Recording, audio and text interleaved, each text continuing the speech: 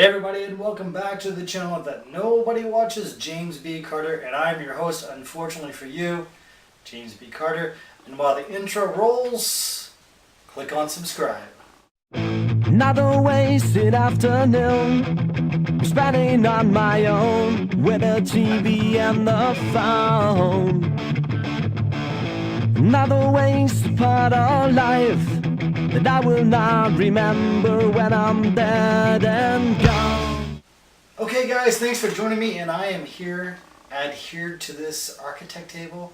We'll probably be adhered to this architect table until maybe 3 or 4 o'clock in the morning, because that's how I make my primary living.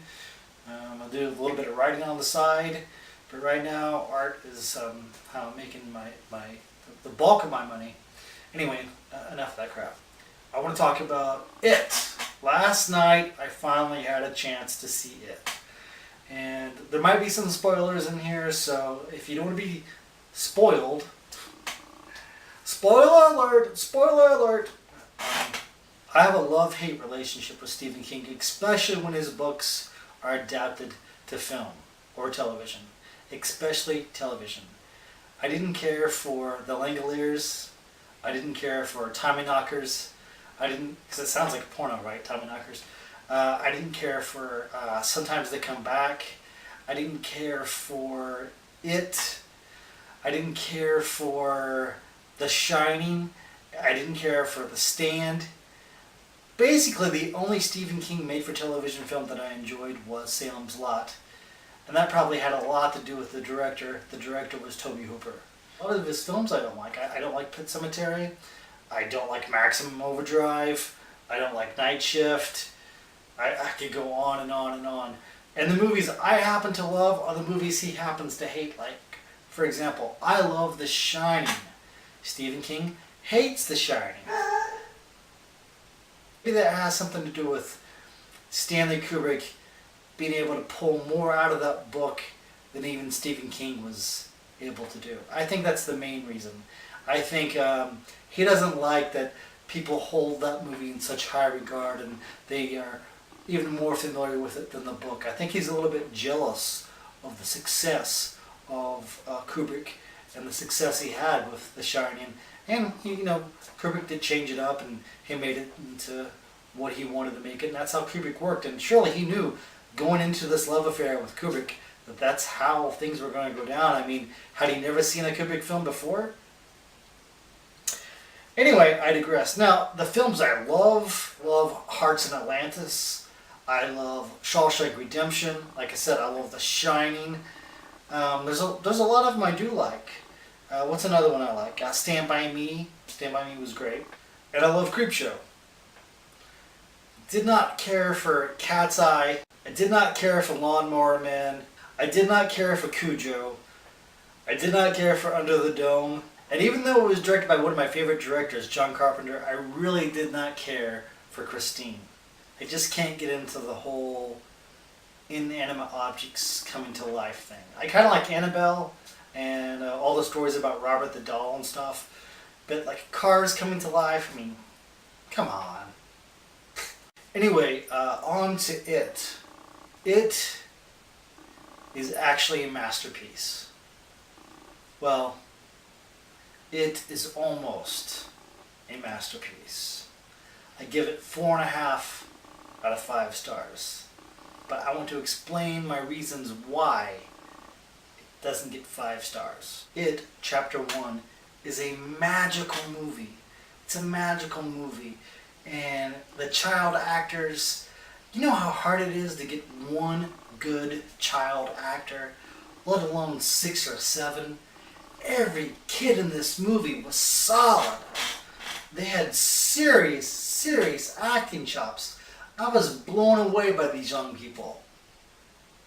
Secondly, I really felt the bond of the kids, and I know what that's like because when I was a kid, I ran around with a group of kids, just like these kids in this movie. In fact, I was one of these kids. I remember summers like that, summers that you thought would never end and you would be 14 or 15 forever. And this movie takes place in 1988. Well, in 1988, I was in my early teens. I'm around the same age as these kids, and all the Easter eggs, you know, looking up on the kids' wall and seeing posters like Beetlejuice and what else was there? Gremlins. Looking up at the movie marquee and seeing Batman and Lethal Weapon 2 and stuff like that. They did a really good job of bringing you back into the 1980s, which is my all-time favorite era. I love the 1980s. I'm an 80s child. The 80s were just the best. The music was the best, and the music in this movie is so great. The opening scene when Georgie loses his boat and it floats down to the gutter where Pennywise is. And Pennywise opens his mouth and you see that extra layer of teeth come out, and he chops off the kid's arm. Chops it right off. They're telling you right away, you're not watching a made-for-TV movie. People were screaming. People were screaming in the audience. They were scared to death. Now, it didn't scare me. I was more impressed by the pace of the film and the direction of the film and the heart of the film. I love horror films. I have a huge horror collection. It is my all-time favorite genre. But this film surpasses genre. This is a good film. This film could be. It won't be. But this film is an Academy Award-winning film. Horror films are never nominated for Oscars. Maybe was The Exorcist nominated for an Oscar? I believe it was. That might be the only horror film ever nominated for an Oscar. Then again, it depends on what you consider a horror film. You know, I think 2001: A Space Odyssey, to me, is a horror film. You're trapped in space. You're isolated. You're claustrophobic. You can't get off the spaceship, and you're trapped on this ship with a demonic robot who wants to see you perish. How will not end? How will not quit until he sees the demise of every astronaut or space traveler on board? To me, that's scary. But back to the movie It. It's so beautiful. It's so well done. I can't talk about it enough. I just felt the bond, and also, if you noticed in the film, all of the adults were evil. I don't know if you guys caught that, but there wasn't one decent adult in the entire film. When the girl went to the convenience store to buy some tampons, and she was so embarrassed. She was so embarrassed, and she runs into the boys, and she totally freaks out. And she has this unhealthy relationship with her father. I think he's molesting her or raping her or something. They don't go into great detail. Her friends are trying to steal some bandages so they can help another friend who got cut up by one of the punks in the movie. One of the older high school kids are always after them and trying to terrorize them. That stuff happened in the 80s. It still happens now, but I think it was a little worse back then, to be honest with you. And a lot of knives and guns and stuff. Anyway, to sort of distract the attendant or the owner of the store while she's buying these tampons, she sort of flirts with this guy and says, you look like Clark Kent with those glasses, can I try them on? And he lets her try them on, and he starts flirting with her. And she's 15 years fucking old. She's 15 years old, and it's makes your whole body sort of ugh, get the heebie-jeebies, because it's just not right. Her father wasn't right. None of the children's parents were right. None of them. Not even Billy's father was right. Because his son Georgie had just died, and he was in deep stress and depression, and they were all a little off. There was something wrong with all the adults. Being a child of the 80s, I loved how well that era was captured. And I don't know the film director's name, but he did an amazing job. The cars, the music, everything, the way the kids talked. It all rang true. It all felt so real and legit that it didn't have to be a horror film. This could have been...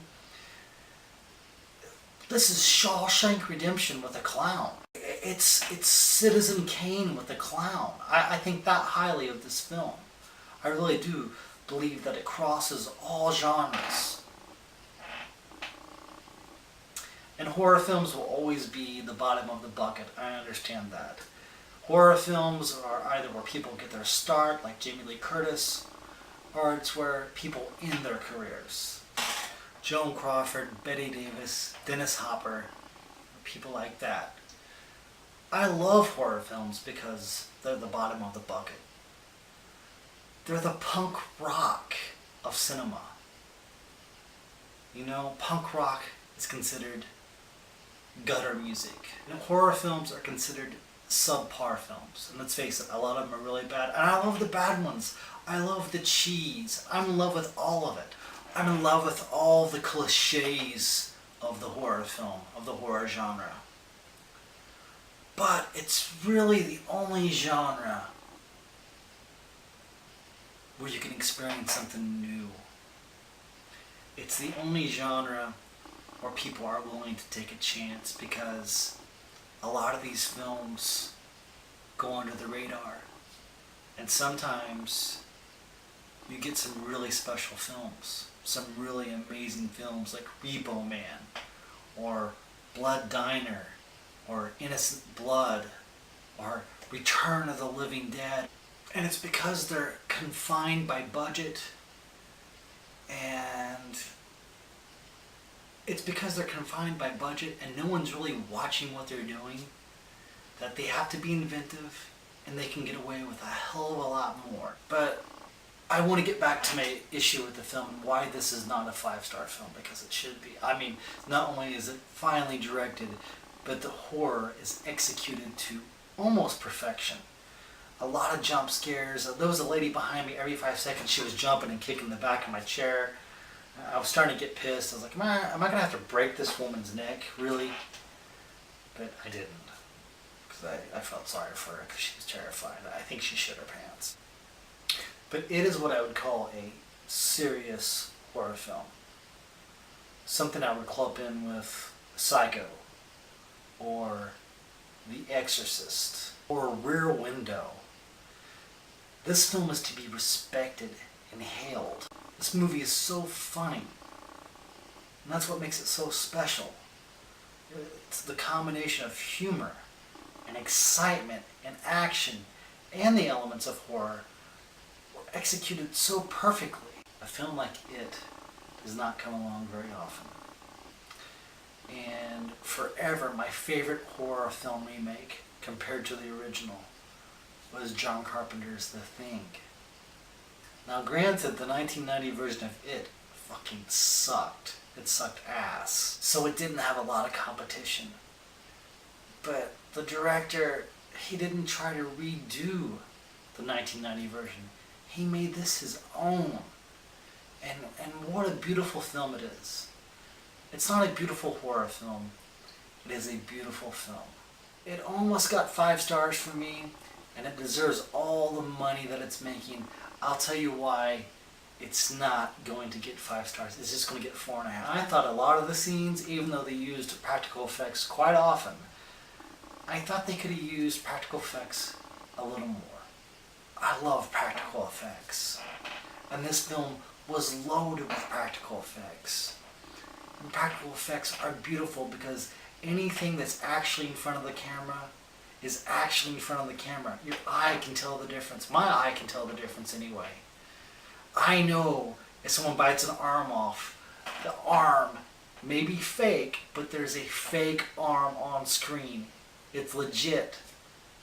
A CGI arm, I can just see that it's CGI. I just know there's something inherent in my brain that can tell the difference. And I think in most people's brains you can tell the difference. Even though I do have the suspension of disbelief. Not only did they overuse it, some of the special effects with Pennywise, they weren't even needed. The actor was doing such a good job. He didn't need any help. He didn't need any added help with CGI. to stretch his face or whatever morphine techniques that they used. That dude knocked it out of the park all by himself. He didn't need all that extra stuff. It's kind of like, I'll tell you what it's kind of like. It's kind of like having the best bowl of chocolate ice cream you could possibly imagine. And then put in a bunch of chocolate syrup on top of it. And it's still great, but the chocolate all by itself is pretty damn good. I loved it. It was amazing, spectacular. The acting all across the board was amazing. The kids stole the show. Young people in love, young people finding themselves, young people under duress, because all young people are stressed out. I mean, it's so stressful to be a child. It's so stressful to be young. It's so stressful, with all the hormones and shit that are going on in your body. And this movie captures it perfectly. You don't know if you're not a man yet, you're not a woman yet, you're not a child. You don't know what the fuck's going on. This thing just, I loved it. I loved it. It's not my favorite horror film of all time, of course. Favorite horror film of all time is Return of the Living Dead, which is not a superior film to this, but I'm not talking about superior. I'm talking about my favorite. Anyway, I can guarantee you're going to love this film. And I'm going to be the first person in line to see It Chapter 2. Honestly, I wasn't that keen on going to see this movie. I happened to get a gift card from a friend for my birthday for $25. I asked a friend last night if they wanted to go with me to see It. They said yes. The tickets were like $18, and then my friend had to get some popcorn, and we both got pops. So there was like $6 left on the card. With the $6 taken off, it was still like $16 for 2 pops and popcorn. 2 pops and popcorn. So altogether it was like $21. And it's like, what? And the girl said, do you want, the girl behind the counter, after she told me the price, she wanted to know if I wanted butter. And I told her no. I said, I want a defibrillator. Do you have a defibrillator? And she kind of chuckled. And she's like, well, you can get free refills on those pops. Whoopie fucking do. Do you think I'm going to drink the pop down in the first 15 fucking minutes of the movie? And then get up and go get a fucking refill? Do you know what kind of hardcore horror fucking fan I am? That's not me. I will shit myself. I will piss myself before I get up and disturb the film in progress. The thing needs to be watched all in one setting. I don't care if I have gas. I don't care if I have explosive diarrhea. I am sitting through the whole fucking thing because I am hardcore. If I have to, I've taken poop pills, anti-poop pills. True story. I have taken anti-poop pills before I went into a movie theater, just so I wouldn't have to get up to use the bathroom. True. I'm that hardcore, okay? So I'm gonna get up in the middle of the fucking movie and get a refill? What the fuck is wrong with you people? Don't you know anything about cinema? Don't you know anything about taking in film? It's like, you know what it's like? It's like this. It's like fucking reading the last page of a book first and then flipping through and reading the rest of it. Fuck you.